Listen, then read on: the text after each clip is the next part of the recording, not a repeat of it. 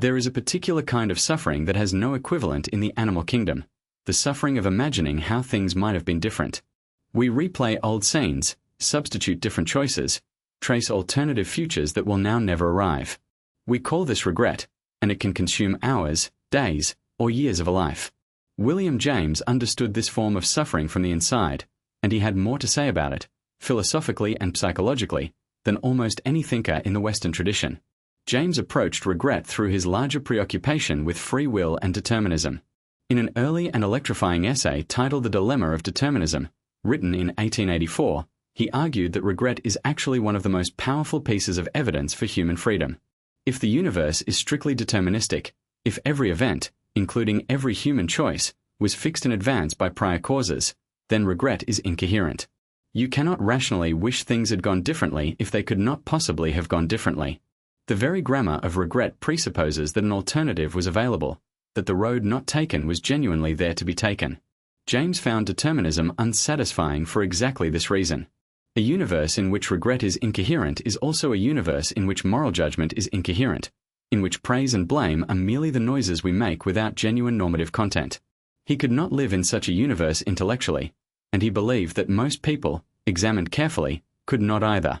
The felt reality of regret, the pang of it, the specificity of its object, is a datum that any serious philosophy of mind must take seriously, not explain away.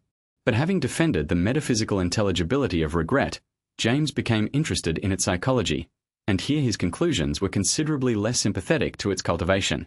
In the Principles of Psychology, published in 1890, he analyzed the way attention shapes experience, and he observed that dwelling on alternative pasts is one of the most destructive habits of attention available to human beings. Not because the past was not real, not because the alternative choices were not genuine, but because the past is the one dimension of reality over which we have no leverage.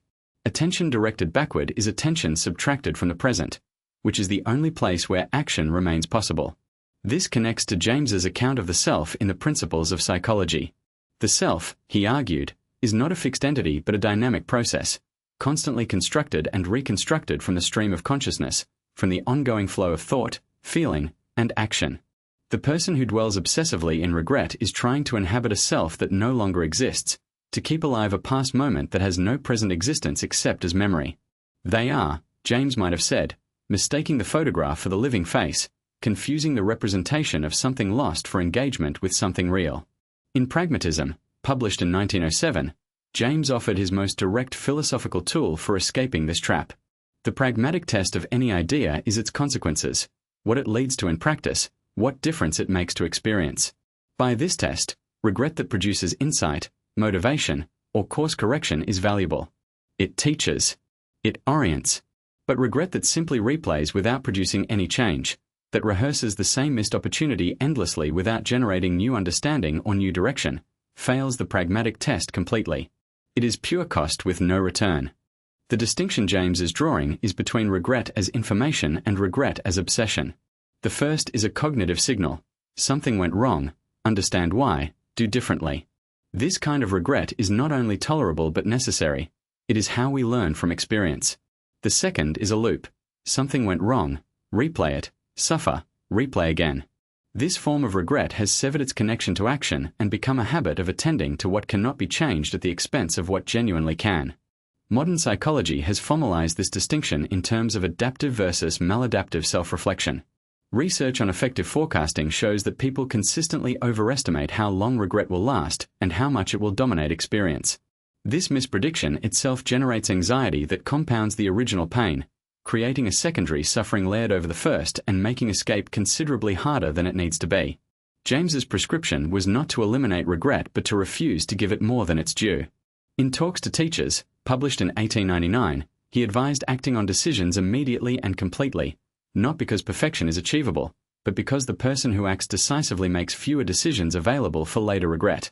And when regret does arise, as it always will, the task is to extract its lesson quickly and redirect attention to the present, where genuine choice remains possible. Regret is not a sign that you are especially sensitive or morally serious. It is a natural feature of a consciousness capable of imagining alternatives. The question is whether you use that capacity as a tool for learning or allow it to become a prison. James believed, on the basis of his theory of habit and the plasticity of attention, that the choice between these two uses is genuinely ours to make, and that making it well is one of the most important forms of psychological work available to us. Subscribe to The Psychology of William James to explore more of his timeless ideas.